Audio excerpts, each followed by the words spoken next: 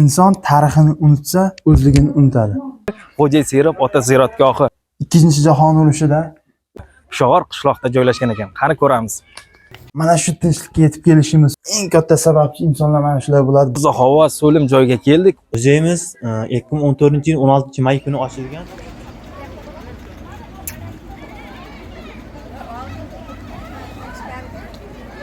Assalomu alaykum hurmatli kuzatuvchilar, assalomu alaykum hurmatli hamqishloqlar. Bugun biz sizlarga Xudo xohlasa Peshog'or haqida, tarix haqida sizlarga so'zlab beramiz.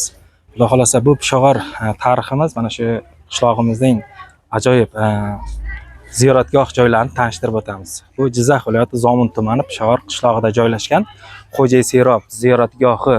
Bu yerlar butun xalqimiz mana shu yerga kelib ziyorat qilib, hammasi o'zining bir yaxshi niyati, ezgu tilaklarini hammasi mana shu yerda o'zlari ziyorat qilishadi va oromgohlari bor, oromgohlarda dam olishadi. Yaxshi zilol suvlarda foydalanib, mana shu shifo baxsh suvlar bor, o'shalardan foydalanadi.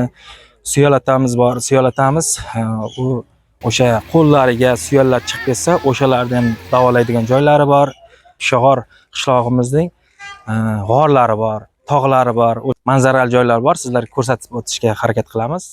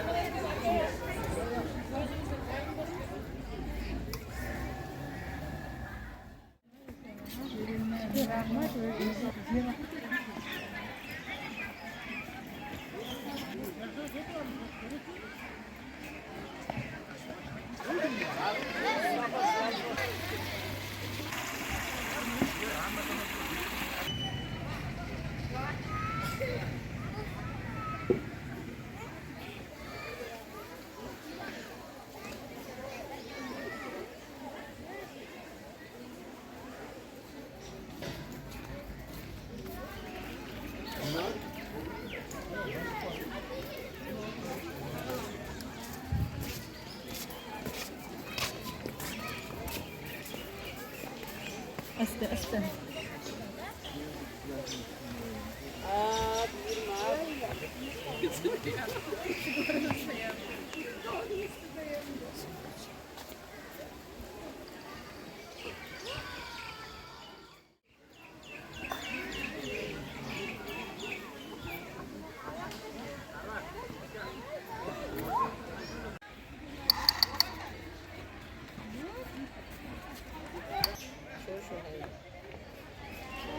Do'stlar, odamlarning ko'pligini qaranglar. Men kutmagandim bunaqa rezultat bo'lishini, bu yerlarda shunaqa odam ko'p kelishini.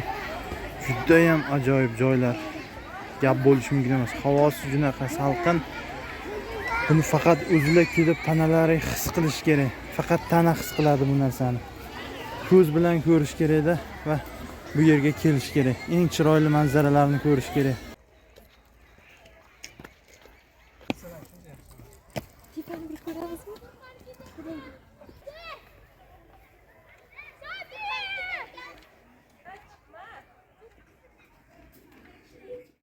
Bismillahirrahmanirrahim. Alhamdulillahirabbil alamin. Iyyaka na'budu wa iyyaka nasta'in. Ihdinas siratal mustaqim. Siratal ladzina an'amta 'alaihim.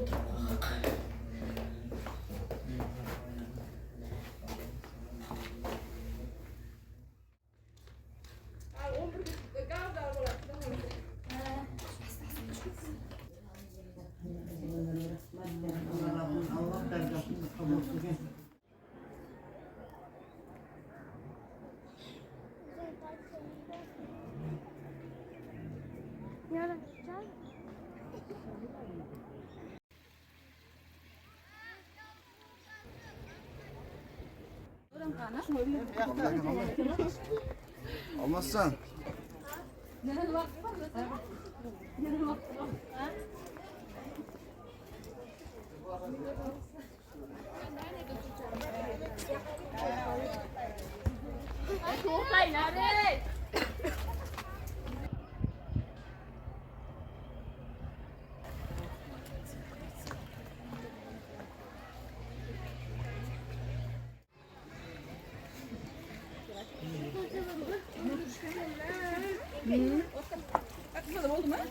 Arkadaşlar o işe turu bitti aldığını sen bulamaz.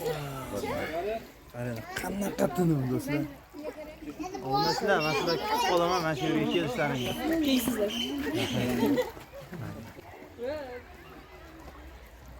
Qancha ishsanglar shuncha kam. Mana xolajon. Shifobaxsh bo'lsin, foydali bo'lsin.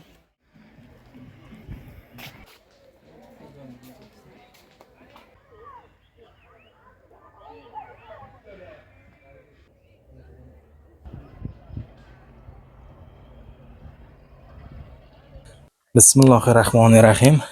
Biz hozir Shohor qishlog'imizning. Assalomu alaykum. Assalomu alaykum. Yaxshimisiz?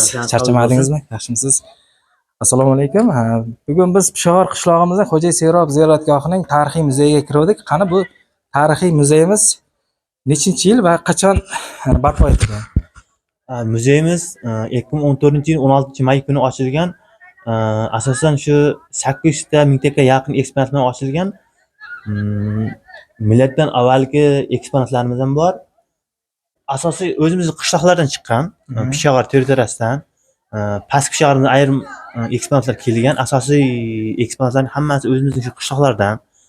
Eksponatlarni ko'rib, o'sha davrda bo'lib o'tganlar haqida ma'lumot olish uchun ko'proq tashrif etadimi endi yoshlar? Hozir Yoshlar, kattalar, qariyalar, studentlar tashrif buyuradi. Ko'p davlatlardan turistlar bor. demak, juda ham yaxshi. Hozirgi vaqtda biz video davomida ko'rsatib boramiz. To'liqroq ma'lumotni mana shu video orqali ko'rib borasizlar. Sizga rahmat. Eng qiziqarli bo'lgan ayollarimizni taqinchoqlari 15-17 asrlarda juda ham ajoyib. Men lol qoldim, qoyil qoldim. Operatorimiz bitta ko'rsatib obunachilarimizga ko'rsatib beraman. Ko'ryapsizlarmi? Qanaqa chiroyli bo'lgan. To'g'rimi? O'sha milliyligimizni saqlab qolishimiz kerak deb o'ylayman. Ota-bobolarimizni ishlatgan eng uyimizda sopol likopchalar mana ko'ryapsizlarmi? Hammasi eski holatda, lekin shunday ham bo'lsa biz bundan ko'rib nima qilishimiz kerakki, tariximizni hech qachon unutmasligimiz kerak. Yoshlarimizga va bundan keyingi avlodlarga bu 100% saqlanib qolishi kerak har bitta javhada deb o'ylayman. Chunki inson tarixini unutsa, o'zligini unutadi. Aqlini ishlatish uchun, aqlini teran bo'lish uchun tarixga albatta nazar solish kerak deb o'ylayman. Mana bu sopollarimizni ko'rib, ota-bobolarimizni mana shulardan foydalanganligi, onalarimizni mana shulardan foydalanganligini ko'rib, masalan, hozirgi vaqtga taqqoslasam, juda ham bir boshqacha nimaga tushadi, odam o'zidan bir his o'tadi deb o'ylayman. Bu uzoq tushuntiradigan narsa olib kelishingiz mumkin. Bu o'sha vaqtdagi bizning milliy liboslarimizdan biri, ko'rib turibsizlar, qanaqa ajoyib, qanaqa nima shakllanib hozirgacha davom etmoqda bu urfimiz. Onalarimizni ro'mollari milliyligimiz hech qachon yo'qolmasligi kerak deb qarayman. Mana bu bizning ko'zalar, hammasi bizning ota-bobolarimizning bizga eng katta merosi, eng katta meroslaridan biri. Ikkinchi jahon urushida urush qatnashchilari faxriylarimiz. Mana shu tinchlikka yetib kelishimiz uchun, mana shu tinchlikda biz hozir sizlarga mana shu videolarni tayyorlashimizda eng katta sababchi insonlar mana shular bo'ladi. Biz bularga nisbatan hurmatimiz juda yuqori. Har sekundda eslab turishimiz lozim, esdan chiqarmasligimiz kerak. Mana bu hammasini ko'rib turibsizlar. Mana shu hammasi bizning milliy qahramonlarimiz. Endi qishloq xo'jaligimizda ishlatiladigan o'sha vaqtdagi eng noyob, hozir zamon rivojlanib ketdi, lekin qishloq xo'jaligida mana shulardan foydalangan. Ip yegiru deymizmi?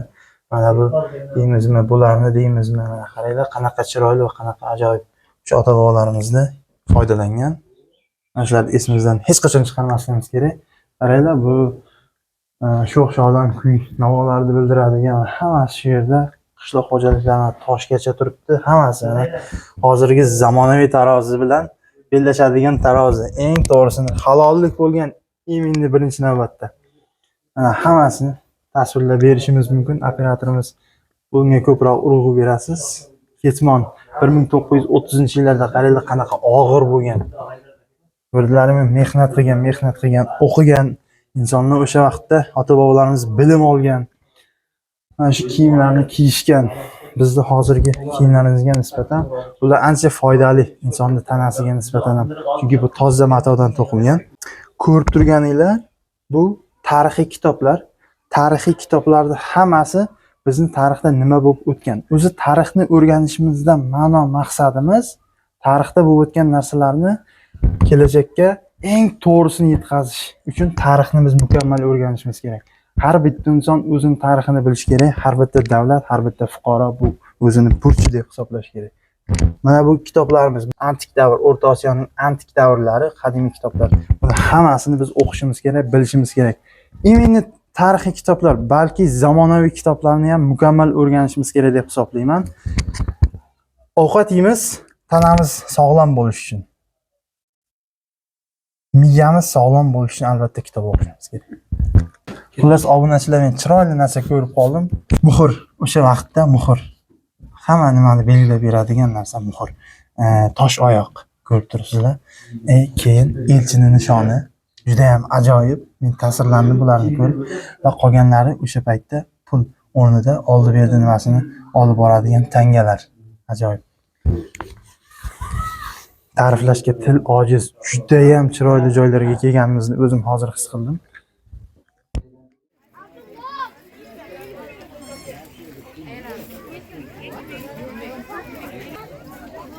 Bu yerga kelishdan oldin albatta mana shu narsalarga rioya qilishlaringizni so'rayman.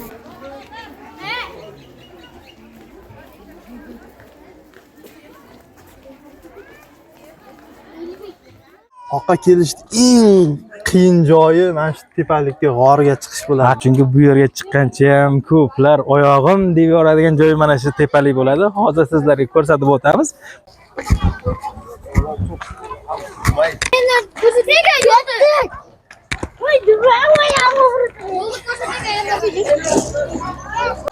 Bu g'orlarga chiqish uchun bu zinalarimiz deb o'ylayman. qancha xalqqa xizmat qiladi. Chiqish. Wow. Assalomu alaykum hammaga do'stlar. Bu yerga kelishdan birinchi maqsadda inson o'z ongini pok qilish uchun va o'zining ustida yuk bo'lib turgan muammolarni ozgina bo'lsa ham chalg'itish uchun sayohat qiladi deb o'ylayman. Va shu sayohat davomida o'zida eng kerakli bo'lgan madaniyatni shakllantirgan joylarni ko'radi. Va mana shu 500 yil, 1000 yil bo'lgan katta tarixga ega bo'lgan joylarni ko'rganda odam o'zining ko'nglidan bir chiroyli his o'tadiki, u hisni faqat bu yerga kelganingizda albatta ko'rishingiz va o'zingiz his qilishingiz mumkin. Biz bilan bo'ling, opsiya tugmasini bosing va albatta eng muhimi sayohat qiling, sport bilan shug'ullaning, ko'proq kitob o'qing. O'sha narsani doimiy amalga oshirishni maslahat beraman va buni hamma maslahat beradi deb o'ylayman. Rahmat hammaga. Gapingiz bo'lsa albatta. Rahmat hammaga e'tiborlaringiz uchun. Biz hozirgi vaqtda videomizda qisqa muddatda sizlarga ko'rsatib o'tishga harakat qilamiz. Barchalaringiz borlaringizga shukr. Shunchalik e'tibor qilib bizni kanalimizda mana shu videolarimizni kuzatib borganlaringiz uchun hammalaringizga rahmat aytamiz. E'tiborlaringiz uchun kattakon rahmat. Odiljon bloger va Olmosjon xalq xizmatida. Ketdi, bu ketdi.